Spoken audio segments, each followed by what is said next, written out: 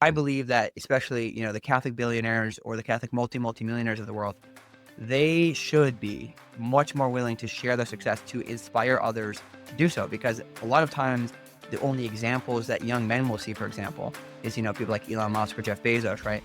This is Virtuous Leaders, the podcast for based Catholics who will speak truth, do good, or die trying. Here's the show. You're the founder of Catholic Founders. That's similar to what I'm aiming for in this podcast. Maybe I go a little bit broader, but I'd love to hear more about your mission. Glad to talk about it. So Catholic Founders is kind of, in essence, it is the objective is to understand how to run your business as if a saint was running it. So this idea came to me kind of probably late 2019 is when I first had the idea of, what would it look like if Jesus was the CEO of a company? I'm pretty sure it'd be profitable in the long term, and it would be run very differently than what we see a lot of modern corporations, how they're run. But I didn't know the exact answers. Like, what are the actual tactics of how that would be done? So, this ended up stewing in my head for a long time. But we launched it on May 1st of 2024. So St. Joseph the Workers' Feast Day, and with the main intention of, hey, we're going to interview people.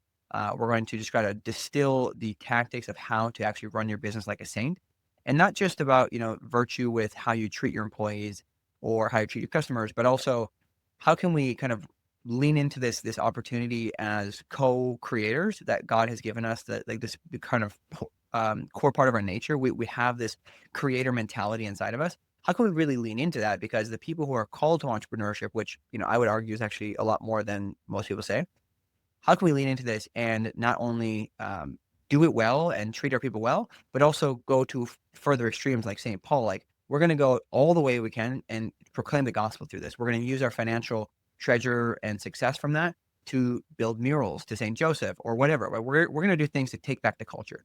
And I think that entrepreneurs specifically have a really unique opportunity to do that. So that's what Catholic Founders is trying to do. And what we are now is, it may evolve, but we're a podcast that comes out weekly, a Monday newsletter called The Saintly CEO. And then we have a paid community of other Catholic entrepreneurs. That way you can kind of network with other people and just learn from each other, buy from each other, whatever you got to do to move the ball forward, basically. What did you learn from the Catholic Founders that you interview? Oh man, there's a lot of things. I'm actually currently putting together kind of 25 insights from 25 episodes, but there's a lot of things. I would say perhaps one of the, I'll pull from some of the things I'm doing right now as I'm recapping these episodes. But number one was with Alessandro from Hallow. The first episode we did, we talked about prayer a lot because I was like, I think this is the best place to start as an entrepreneur. And it was really, to me, we can't understand our unique calling as entrepreneurs specifically without making space for silence so God can speak to us, right? And this has been a theme that's come up quite a few times just through the readings I've had recently and other life experiences where it's like God is usually, I think C.S. Lewis says this, he whispers to us in our comforts, he speaks to us in our contemplation, and then he shouts to us in our pain. So, obviously a lot of entrepreneurial journeys are begun out of some kind of pain, like, man, like I have to deal with this thing, so I'm going to solve it, right? And it becomes very obvious. But we can, as people who are hopefully living good lives, virtuous lives, we shouldn't necessarily be in that kind of pain category where something went terribly wrong. We should be seeking God in the quiet whisper, as to what he's calling us to do. So that's one big thing. Another one that I've been really fascinated by lately, I haven't gotten exact answers to this, but just trying to retake the mystical aspect of our faith, right? I think a lot of people in the modern era have been, everything is, black and white. It's just how it is. There's no nuance to it. It's just how it as it is. There's no mystical or spiritual aspect. But I think that the circumstances that we were born into, all of us being born in this particular time in history with these particular parents and this geography, the people that we encounter, it's all effectively this well-crafted and unique, you could say, like scene in a movie or in a play that God has created this set for us. And we are independent actors in the set. We can do what we want, but he's got an idea of what he wants us to do. And that environment kind of shapes our unique calling as people, our unique objective as entrepreneurs, what we're really called to. Again, outside of the basics, heaven, our vocation, and then the earthly calling, right? The third thing. That's kind of how I structure it. And I like to think about that a lot because it helps you maybe tune into the small things that you may not be paying attention to, if you were, if you were a little bit more like, oh, it's life is just life. You can do whatever you want. But really, God has ideas for you. He sets you up and he's given you particular skill sets. And he also makes the best out of your mistakes to prepare you to be, a better example or better husband or better, father, whatever. All of these things are kind of mystical in nature. And I like to think about that a lot because it seems like that's the way that we lean into our understanding of God, and he brings us closer to him through it, right? Andreas Widmer was on my podcast too a while ago, and he said this thing. I don't remember exactly how he structured it, but I think it was like, when God is calling you to something, it's like jumping out the window. It's like a second or third story window because you know he's calling you to do it, and you're like, hey, like, God, you better help me out here. He catches you and he brings you, you run back up the stairs and you do it again over and over and over. And you get to the point where you are no longer fearful of jumping out the window because you know God will catch you.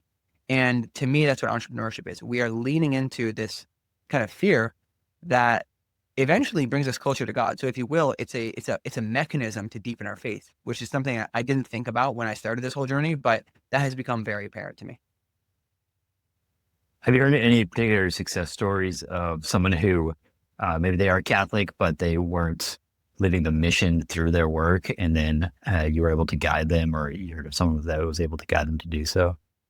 So not exactly in that context. There was one individual I spoke with. I usually do pre-calls with people, and I did a pre-call with him, and I was like, hey, so what are some of the ways, he runs it's not like a externally Catholic organization. It's just a tech Yeah. company. And I was like, what are some of the ways that you like to bring the faith into your work? And he's like, and then I proceeded to say, because I'm kind of thinking about this idea of separation of church and state, and you can't really separate them because, you as an individual are still making decisions that have eternal consequences. And then he's just like, well, I actually don't agree with that. I think that we should keep them separated. I was like, oh, well, this might be an interesting podcast. And it turns out through the conversation, we realized like, oh, actually, he does do it some ways. Like he keeps a rosary on his desk. He prays he asks the intercession of Blessed Carlo Acutis every time they deploy code. Like there's like very unique ways he does it, but he doesn't try to force it upon his employees who are mostly, I shouldn't say mostly secular, but he definitely has some Catholics that work there, but it's a lot of secular people. So he's like, I'm not going to try to turn this into, our Monday morning stand-ups. We're going to be, preaching the gospel, which is fine. But it was nice to see that through the conversation, he came to maybe a different understanding of what it means to bring your faith to work. Yeah. And on the other end of the spectrum, who have you talked to or read about that you think does this really well, exemplary? Oh man, this is tough. Let me have a think through. I think perhaps the best, and it might be unfair, I think you might have had him on the show, is Jeff Scheffelbein. Like his whole thing is undivided life. So maybe it's not fair because this is literally like the purpose behind it, but he points out, and he was on the show too.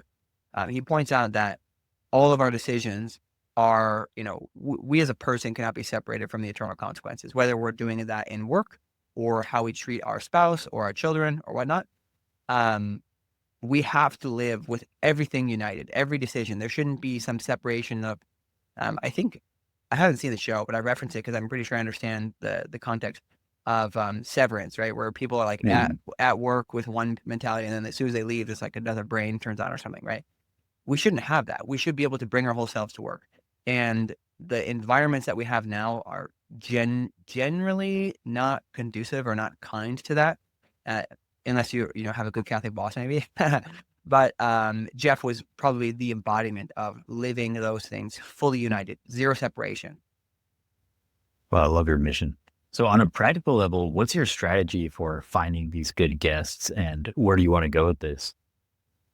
So finding the guests, and you might have to remind me of the second question. My ADHD tends to get out of hand. Finding the guest is kind of like, I don't know. There's some people that I've sought out because I'm like, hey, this would be a great guest to have on, and I had kind of seen them on LinkedIn. But sometimes they just stumble into my lap, right? And some of them have been people that I have coming on in the show in the future are people I went to church with, and it's like, hey, they're running this small business that they bought 20 years ago, and little by little, they're kind of dominating the entire industry because they have good customer service. So that's a great story to tell. I had a couple ideas of, different topics I wanted to cover, so I would reach out to specific people, but I kind of let the Holy Spirit guide me, because sometimes these conversations will lead to more questions, and you're like, I wonder where we can go from that. we also have the paid community, which will oftentimes bring people to ask certain questions. And you're like, oh, wow, maybe we should try to find somebody with that specific calling. But my goal in the long term, and I think this was the second part of your question, is I want to be able to bring the people who are not internet entrepreneurs, right? There's a lot of us who are like, hey, we're trying to promote our podcast. We're trying to do what we do. And we live on the internet to an extent because we're promoting it or we're selling something. And I want to find the people who are literally not on the internet at all. The people who have achieved some sort of success, but they're not out there blasting it, from the rooftops of LinkedIn, because those people, I believe that they're doing this for the right reasons, that they're trying to be humble, that they don't want to, brag about their success. They don't want to talk about those kind of achievements. But I actually think it's the wrong mentality. I think that our success and all of our virtue, all of our skills, everything comes from God, right? And if we are doing a good job, we're being good stewards of those skills, and we're basically building up more treasure so that we can return it and become instruments of God, right? If we achieve success in doing so, why should we keep it to ourselves, right? I understand like privacy concerns and everything, but I believe that especially, the Catholic billionaires or the Catholic multimillionaires of the world, they should be much more willing to share their success to inspire others to do so. Because a lot of times the only examples that young men will see, for example, is, people like Elon Musk or Jeff Bezos, right? There's some things you can emulate about them, but there's a lot of things you don't want to. So we need more people who are willing to effectively put themselves out there. People like Tom Monahan, who have been kind of, for him, it was not necessarily intentional. He started out being very in the spotlight because he enjoyed it and then, toned it back. But being willing to share your story, I think is very important because there's so much witness that can happen. And also, if you're afraid of sharing your story, maybe, just maybe, there is a little bit of you that's not doing as much as you could. Maybe you're not giving as much as you ought to. Maybe you're not really taking the faith as seriously as you could within your company, or you're not treating your employees the way you ought to. So that's my goal, is find those people, whether it's a small mom and pop business on Main Street or it's some, multi-billion-dollar organization that's got a very quiet seat who's Catholic running it. I want to find those people and get them on the show to really extract their insights. Yeah, I think there's an element of not wanting to be a public figure. I've experienced that myself. And my way of thinking about it, I'd be curious to hear your comments on this is we have to sacrifice something in order to have a positive impact on the world. And I'd much rather be a retiring anonymous guy doing my own thing out of the digital world, which I personally find annoying. And part of me wishes didn't exist. But if I'm going to have the most positive impact I can, I see the way of doing it as going through being at least somewhat of a public figure. Yeah. And you've got people like Tim Connors. So I just did an episode with Tim Connors that came out. I mean, we're recording this. I don't know when this will come out, but when we're recording this, it was last week. And Tim is, to me, a shining example of this. I don't believe that he, by any means, set out to be a public figure. He ended up getting into venture capital kind of by accident early on, and then went on to become somebody who's now been on the Midas list, the Forbes Midas list 4 times, which is really crazy. And he, in my mind, is kind of the number one Catholic venture capitalist. But he is at a point where he really embodies the Caritas in Veritate encyclical where Benedict said, Benedict XVI said, we need to solve the problems of our neighbors, or we need to love our neighbor to the greatest extent we can through solving their problems to the max ability that we can, given our state in life and our influence in the world. And so this guy now, I don't know how much money Tim has, but he is going out and doing everything in his possible abilities to convince, people at Harvard to write studies that prove that loving your customer actually results in higher NPS scores. He's trying to get some amendments to the canon law, so that way we can make sure that nobody is, so we have basically greeters at our churches to ensure that new people are actually getting integrated into the church so that we don't lose people. He's viewing everything from a systems perspective and trying to go solve it.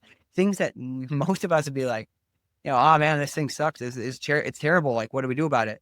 And we would just talk about it. We wouldn't do anything. But Tim is going to the fullest extent. He's pushing the boundaries of what he could do or what's natural by saying, hey, I've got this influence. I'm going to reach in and I'm going to change things.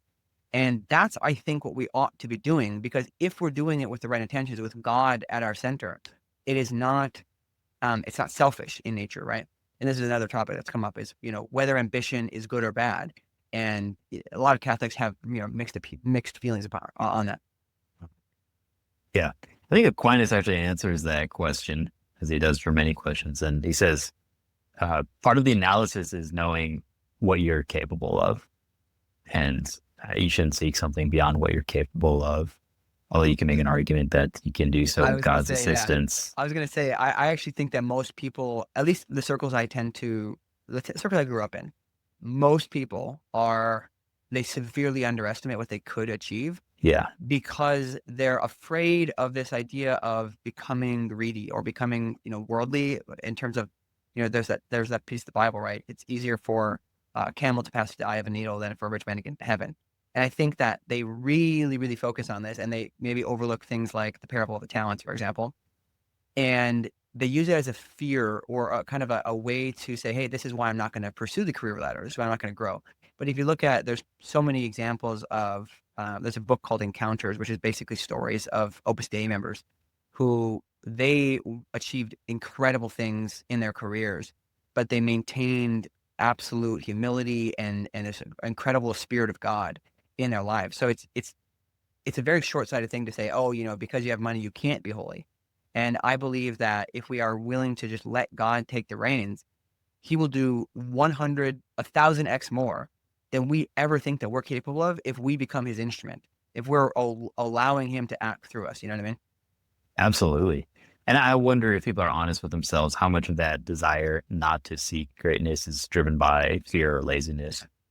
Exactly. Yeah. Okay. So yeah, I was going to actually ask you, any particular saints that you look to for inspiration? Man, that's a really tough one. So I would say one of my favorites, I like a lot of people. So I would say definitely Jose Maria Escriva is really awesome. I like him a lot. Technically, I don't know if he's referred to as a saint, but Joseph of Arimathea to me is epic, because I think a lot of people, they just gloss over that part of the Bible where Joseph was involved with, burying Jesus. But I forget where I heard this from. Somebody did, I think it was an exegesis that was explaining a few pieces of this. And I was like, wow, that's kind of crazy. That he was so wealthy that he was able to get an audience with Pilate, and he was in the Sanhedrin. Like, this guy was mega wealthy. He was definitely like billionaire equivalent in their times. He had his own tomb. Like, these things were not, the average person's thing. And so to me, it's like, I like that because it shows us that there is definitely a place for these people, right? I grew up going to a church where the church was restored by this guy who had sold his company for about $100 million and spent, I think, like 20 million or 25 million. I don't actually know the number, restoring the church and turning it into this absolutely beautiful place that I was able to have the gift of growing up going to. It was a beautiful community. So we need these people. And I think it's often overlooked. Maybe we don't need, not everybody's called to be at that level, but there are certainly positions for those people, and God has positions for those people in mind. But yet he was a very holy man, right? It points out how committed he was to that. I mean, think about how scared even the apostles were at that point, right after he died. Like, but he was willing to go and kind of like face the situation and say, hey, I need to get the body of Jesus down, or we're going to do this thing. So to me, he's probably one of my favorites to think about. Yeah, because magnanimity, it brings more than one good with it. I mean, you become good professionally with it, but then you can also dream about how to advance God's mission on earth through it.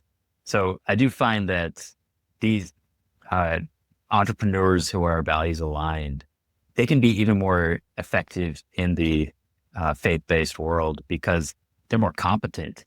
Yep. It's not just goodwill. They know how to get things done.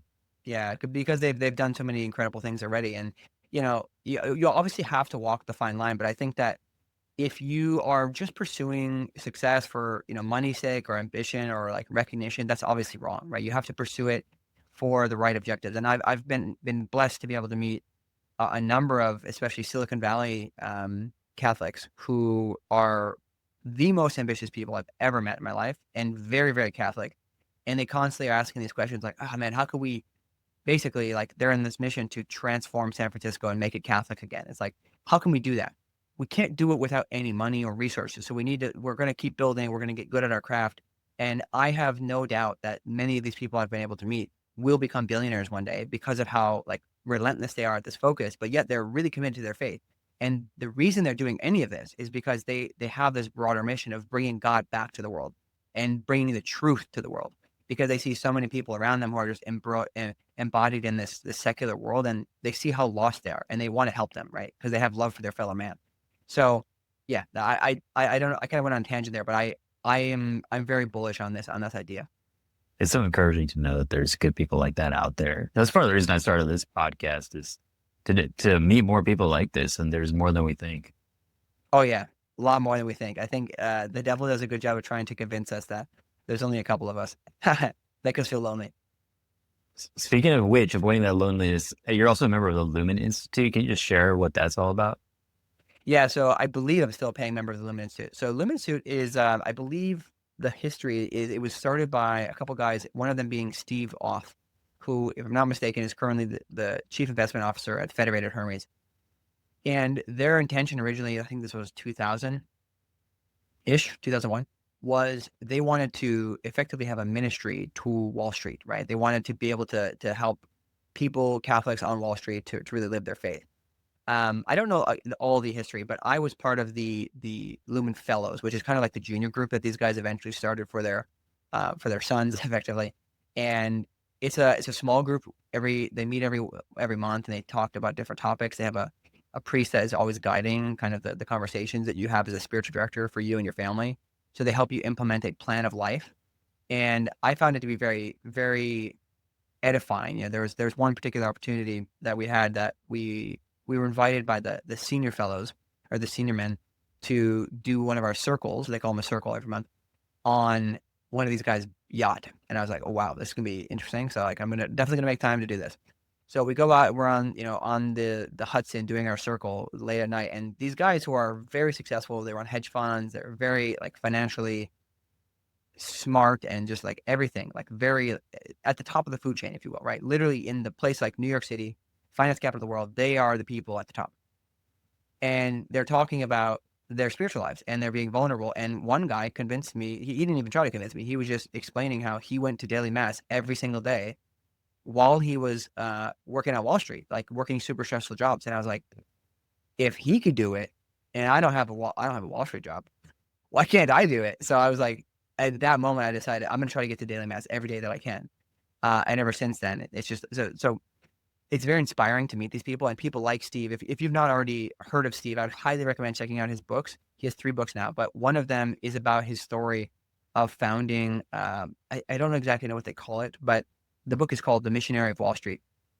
And at Old St. Pat's in Manhattan, they start doing this thing now. I think it's in the Holy Week, and I believe it's 1 week during Advent, where they position missionaries for, I think, a 12 or 8 or 12 block radius around the church. And they're basically on the street corner trying to hand out rosaries and trying to get people to go light a candle in the church. And in the church, they've got a priest stationed there just doing confessions the whole time, right? They're just trying to bring people who have been touched by the faith in some way back into the faith. And he, as this guy who was, again, by all means, the top of the food chain financially and successful, was out there doing this. He started it kind of on his own. Then he got a group of people together, and they grew this. And I don't even know how many people they've touched through this, but to see somebody have the humility to do that, the kind of person who would usually end up being, hauled around in some, black Suburban or whatever, like all the time, like he's willing to be there with the people because Christ was with the people. Christ was way more important than any of us, but yet he was there with the lowliest of the low. That to me was inspiring. So that was a bit of a tangent, but that's kind of a little bit about the Lumen Institute. Not a tangent. So do you know who's behind the Lumen Institute? I don't know who officially runs it per se, but it was founded, again, I think Steve was one of the founders, and there's other people, like, if I'm not mistaken, one of the co-founders is the founder of the Carlyle Group, I believe. So there's a lot of finance guys. It's very large in the Northeast area. I think they have a couple chapters in Florida and Texas, but don't quote me on that. I'm not super plugged into the top levels. Okay, cool. So from one solopreneur to another, I'm just wondering, what's your plan of financial stability through this? Are you hoping to make this your main hustle? Yeah. So, I mean, the way I actually pay the bills is I run a recruitment consultancy called Earth Tech Talent. That's just, it's what I've done I had done it for 4.5 years, and I decided, hey, it was about time I start my own. So I ended up starting my own about a year and a half ago. That's how I paid the bills. And then I run Catholic Founders. So, I don't really know exactly where I'm called to go with this. My gut tells me that in order to achieve the life I want and the things I want to be able to build for my kids and the kind of the legacy, if you will, I believe I'll continue running the recruitment consultancy because it's a very good business, and grow it to a point where hopefully it can provide jobs or at least income for, many, many of my family members in the future. I look at people like this Ignego family in Milwaukee who they have, I mean, I don't even know, probably like 50 or 60 of their family employed by this company that makes cement. And they've been huge donors to the local church there. That's kind of what I would like to build. So I think that you need to do that through I guess you could say a standard business. If Catholic Founders could be the main thing someday, maybe that'd be amazing because it's the thing I get the most passionate about. It's the thing I spend way too much time on. Like I don't have the time to do it, but I end up making the time to do it anyways because I just love it. I love learning these things, and I'm very, very obsessed with understanding how we do this well. So I don't know, man. Like I think it's kind of in God's hands. What I'm trying to turn it into right now is the first stop for any Catholic business owner or entrepreneur, or even aspiring entrepreneur, where there's places like Scent Ventures, Yeah. which I believe are doing incredible work to have these small groups for successful CEOs or founders to really go deep in their faith. And I think that is a really needed service. We need this kind of organization and the capital that goes along with it. We need that. And we need places like Legatus that are just more for the professional world. You don't have to have started the company, but you got to be, senior executives. We need all these things, but we also need the top of funnel, if you will, kind of like the YCP was for, all Catholic young people to get in and then to get deeper into a particular group so that their faith becomes really rooted. We need the same thing for the business side. And that's what I'm trying to build is anybody who's a Catholic business owner or founder or wants to be, they can come here. There's going to be some resources. There's going to be a great group of people, and anybody can afford it. It's $100 a year to join this paid membership. So literally, like nobody can complain about that. But we'll get them in, and then we'll try to funnel them to where they belong, to a group that will go much deeper with them and give them more resources and help them grow. But we need to have some sort of like organizing function, and that's what I'm trying to do with Catholic Founders. Whether or not that's what God exactly wants me to do, I'm not 100% sure. We take it day by day, but that's the goal with it. Is just really grow this, and if it turns into more, amen. But at the bare minimum, I love learning from all these entrepreneurs because I can then implement those things into the way I run my business more. What do people get out of the $100 a year subscription? Is a great question. Currently, we have monthly membership calls, and we're going to be starting very soon. We're going to be having once a month at least unique discussion topics where we'll talk about one particular thing. We'll get anybody who wants to attend who's a member on the group, and we'll have a prompt. Maybe we'll have somebody present on it who's a bit of an expert. I think pretty soon we're going to do one about AI, and we'll just talk about this one thing.